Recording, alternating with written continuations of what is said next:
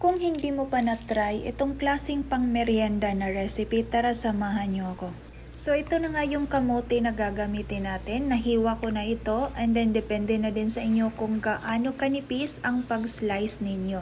At ilagay lang natin ito sa air fryer basket. Dahil sa air fryer oven ko ito lulutuin. Pero kung hindi naman kayo umiiwas sa mantika, pwede nyo namang i-deep fry sa oil.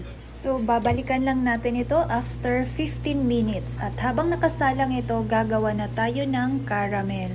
Sa kawali, maglagay lang ako ng 1/4 cup of coconut dark brown sugar at maglagay tayo ng 3 tablespoon of water at maglagay lang din tayo ng 1 tablespoon of butter. I-mix lang natin ito, halu-haluin hanggang mag-melt yung butter na nilagay natin. At maglagay lang tayo ng 3 tablespoon of all-purpose cream. Halu-haluin lang ito hanggang mag-creamy and sticky ang ating caramel. At pag ganito na yung itsura, hihinaan lang natin ang apoy. At tamang-tama, luto na din ang ating kamote. So hahanguin lang natin ito. Tapos ilagay na natin dito sa ginawa nating caramel kanina. At halu-haluin lang natin ito hanggang makoat lahat ng kamote na nilagay natin. Tapos pwede na natin itong hanguin. At lalagyan lang natin ng sesame seeds. Naku, grabe, sobrang sarap nito.